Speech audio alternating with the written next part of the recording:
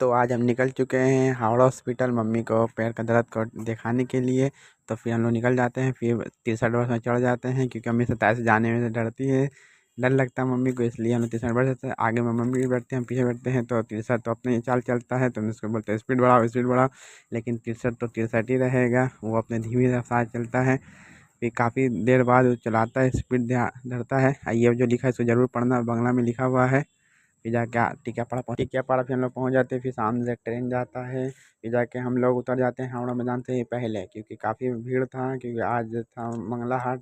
तो फिर हम लोग पैदल चलने लगते हैं हॉस्पिटल की तरफ से।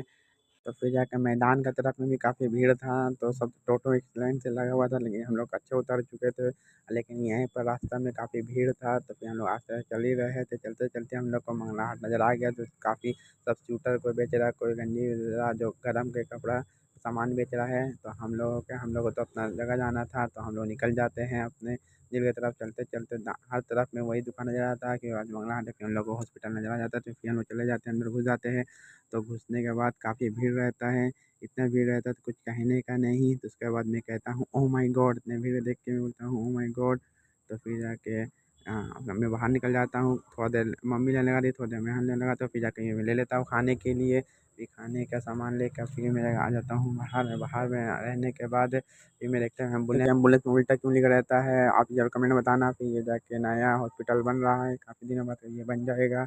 और ये स्कूल है जहाँ पर ये टीच नर्सिंग लोग को सिखाया जाता है। मैं इस गाड़ी में अपना सिग्नेचर दे देता हूँ और फिर खरीद लेता हूँ पानी। वहाँ पे पीने की बहुत दिक्कत है, लेकिन लाइन तो वैसे के वैसे ही है, काफ़ी 200-300 आदमी का भीड़ लगा रहता है। फिर आखिरकार हम लोग का लाइन ख़त्म हो जाता है, तो फिर दवाई का टाइम आ जाता है। तो फिर हम लोग निकल जाते हैं हॉस्पिटल से घर आने की तरफ में। फिर हम लोग को बस मिल जाता है, बस में चढ़ के हम लोग घर आ जाते हैं।